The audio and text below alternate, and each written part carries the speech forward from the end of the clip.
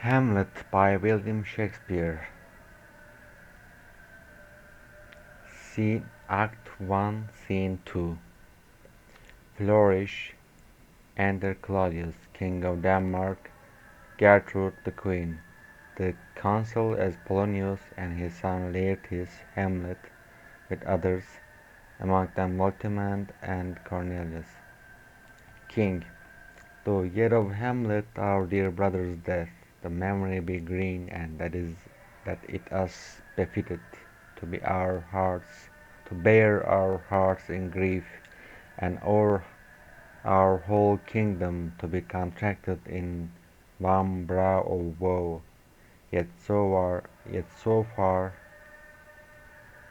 has discretion fought in nature that we with wisest sorrow think on him, together with remembrance of ourselves. Therefore our sometime sister, now our queen, the imperial jointress to this warlike state, have we, as it were, with a defeated joy, with an auspicious and a dropping eye, with mirth in funeral and with dirge in marriage, in equal scale weigh and delight and dole, taken to wife, nor have we herein barred your better wisdoms which have freely gone with this affair along, for all our thanks. Excuse me.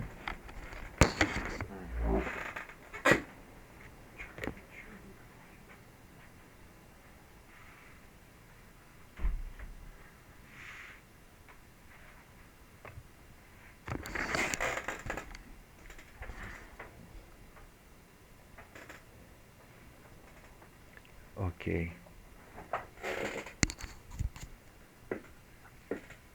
Your better wisdoms which have freely gone with this affair along for all our things.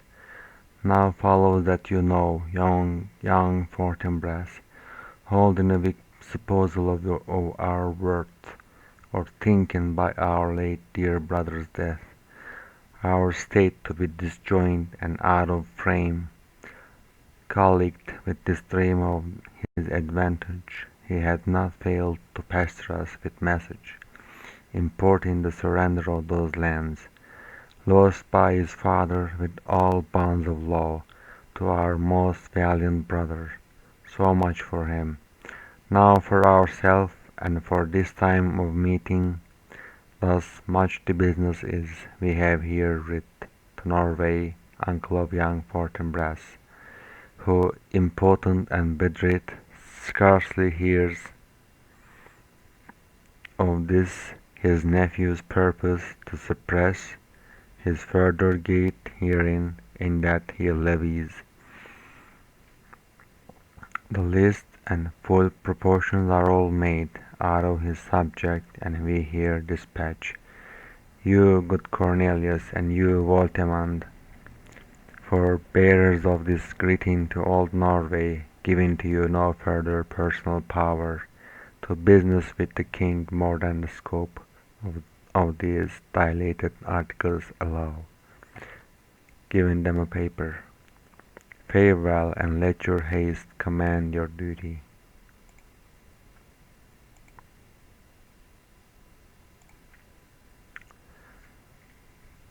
Cornelius Voltimand.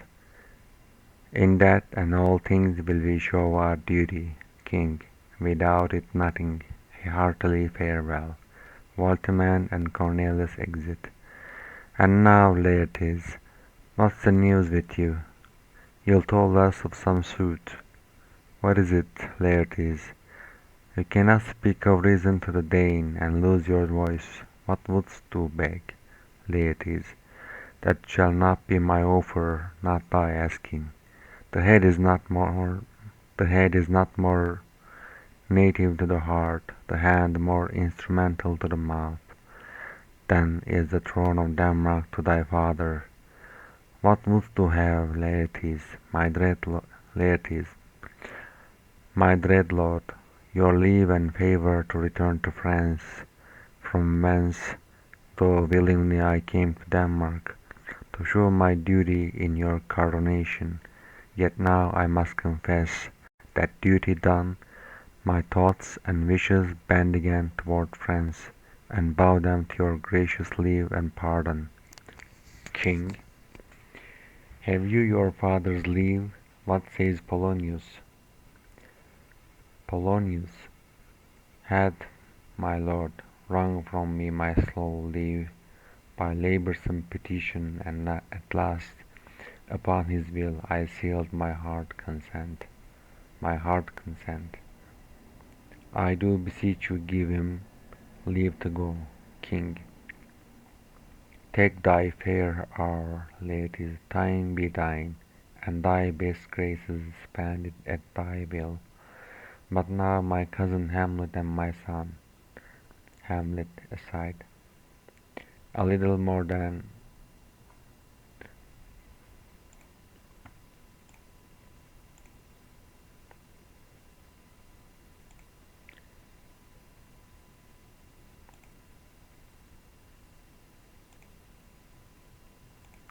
okay, a little more than keen and less than kind.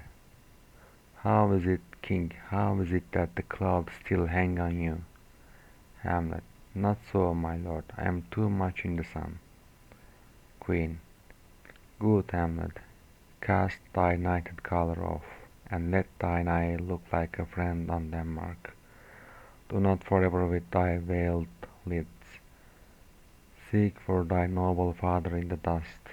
Thou know'st, thou know'st 'tis common, all that lives must die, passing through nature to eternity. Ay, madam, it is common, Queen, if it be. Queen, why seems it so particular with thee? Hamlet, seems, madam? Nay, it is, I know not seems. 'Tis not alone my inky cloak, good mother, nor customary suits of solemn black, nor winded suspiration of forced breath, nor the fruitful river in the eye, nor the dejected behaviour of the visage, together with all forms, moods, shapes of grief that can denote me truly. These indeed seem, for they are actions that a man might play, but I have that within which passes show. These but the trappings and the sweets of woe, King. 'Tis sweet and commendable in your nature, Hamlet, to give these mourning duties to your father. But you must know your father lost a father. That father lost his, and the survivor bound in filial obligation for some term to do obsequious sorrow, but to persevere in obstinate condolement is a course of impious stubbornness. 'Tis unmanly grief. It shows a will most incorrect to heaven, a heart unfortified, a mind impatient, an understanding simple and unschooled.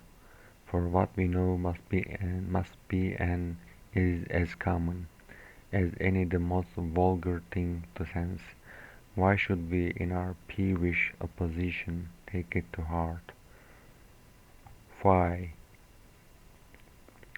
'tis a fault to heaven, a fault against the dead, a fault to nature, to reason most absurd, whose common theme is death of fathers, and who still hath cried from the first course till he that died today.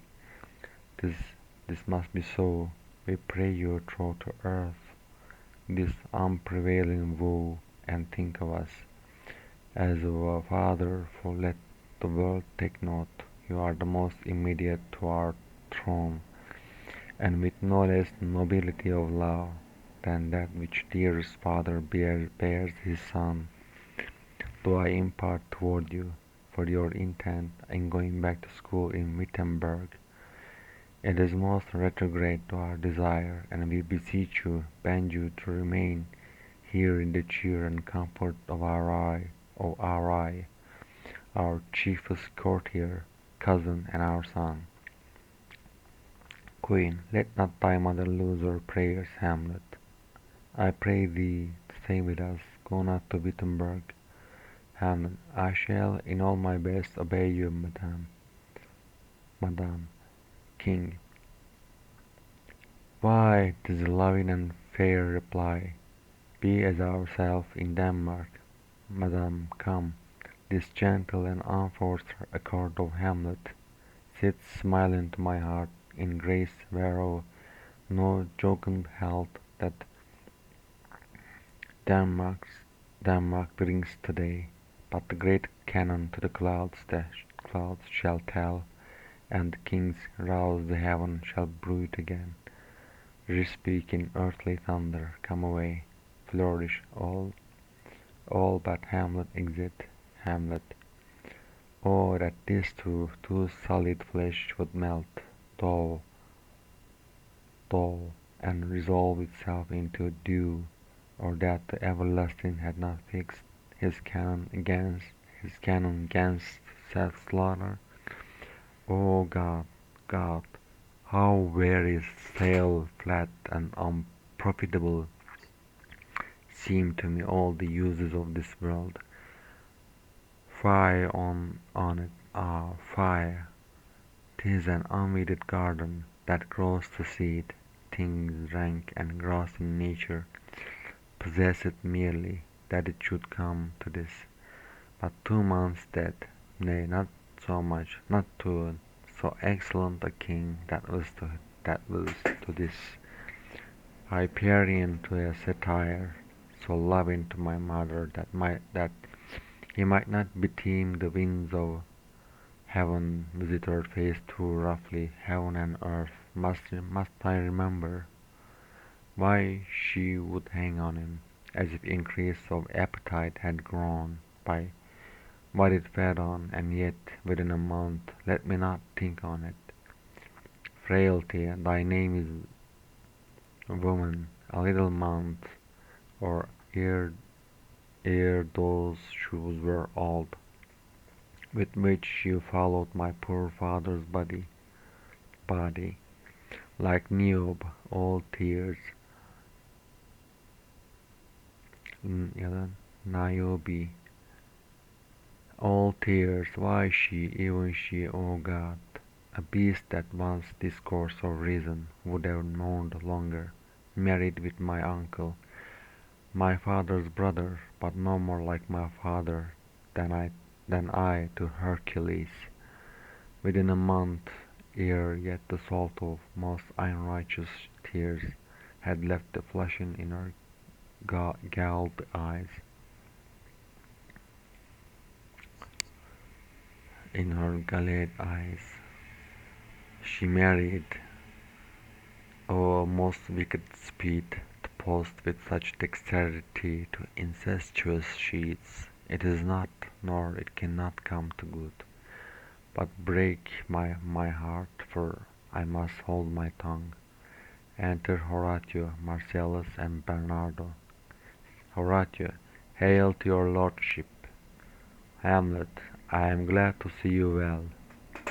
Horatio, or do I forget myself? Or I do forget myself, Horatio. The same, my lord, and your poor servant ever. Hamlet, sir, my good friend, I'll change that name with you. And what make you from Wittenberg, Horatio? Marcellus. Marcellus, my good lord. Hamlet, I am very glad to see you. To Bernardo, good even, sir. But what in faith make you from Wittenberg, Horatio? A truant disposition, my good my lord. Hamlet, I wouldn't hear your enemy say so. Nor shall you do my ear that violence, to make a truster of your own report against yourself. I know you are no truant. But what is your affair in Elsinore? We'll teach you to drink deep ere you depart. Horatio, My lord, I came to see your father's funeral. Hamlet. I prithee, do not mock me, fellow student. I think it was to see my mother's wedding. Horatio.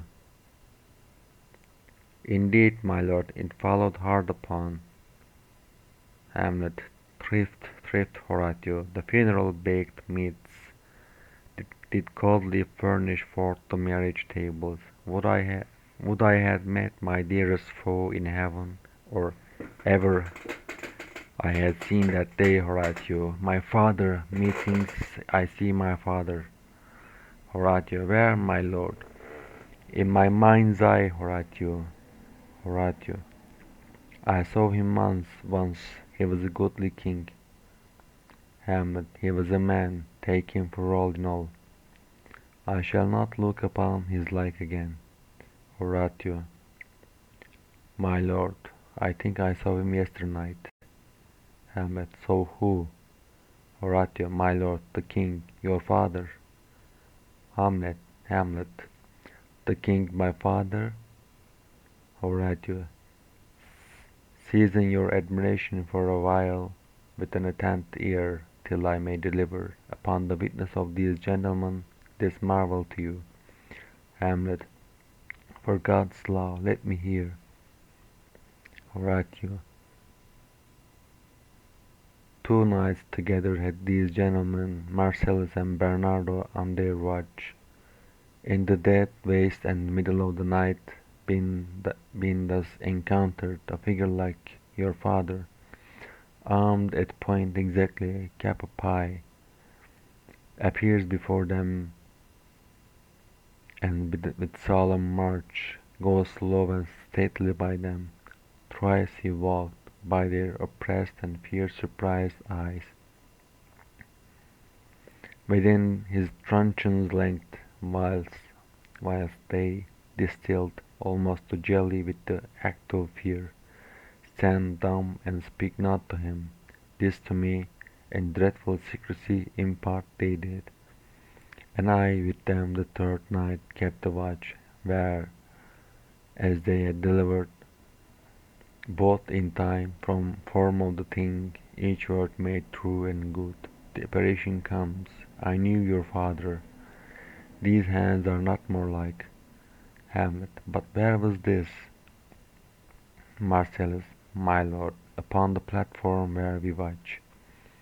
Hamlet. Did you not speak to it? Horatio. My lord, I did, but answer made it none. Yet once, methought, it lifted up its head and that did address itself to motion like it as it would speak. But even then the morning cock crew loud, and at the sound it shrunk in haste away, and vanished from our sight. Hamlet. 'Tis very strange. Horatio. The Horatio. As I do live, my honored lord, 'tis true, and we did think it writ down in our duty to let you know of it.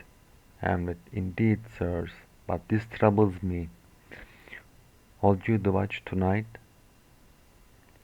All. We do, my lord. Hamlet. Armed, say you? All. Armed, my lord. Hamlet. From top to toe? All. My lord, from head to foot. Hamlet. Then saw you not his face? Horatio. Oh, yes, my lord, he wore his beaver up. Hamlet. What, looked he frowningly? Horatio. A countenance more in sorrow than in anger. Hamlet. Pale or red? Horatio. Nay, very pale. Hamlet. And fixed his eyes upon you? Horatio. Most constantly. Hamlet. I would I had been there. Horatio. It would have much amazed you. Hamlet. Very like. Stayed it long? Horatio. While one with moderate haste might tell 100. Bernardo and Marcellus. Longer. Horatio. Not when I saw it. Hamlet. His beard was grizzled, no? Horatio. It was as I have seen it in his life, a sable silvered. Hamlet, I will watch tonight. Perchance it will talk, it will walk again. Horatio, I warrant it will. Hamlet, if it assume my noble father's person, I'll speak to it, though hell itself should gape and bid me hold my peace. I pray you all, if you have hitherto concealed this sight, let it be tenable in your silence still, and whatsoever else shall have tonight, give it an understanding but no tongue. I will requite your loves, so fare you well. Upon the platform, twixt 11 and 12, I'll visit you. All our duty to your honor, Hamlet. Your loves as mine to you, farewell. All but Hamlet exit. My father's spirit in arms, all is not well. I thought some foul play would tonight overcome. Till then, sit still, my soul. For these will rise, though all the earths overwhelm them. To man's eyes he exits. End of scene 2. Thank you for listening.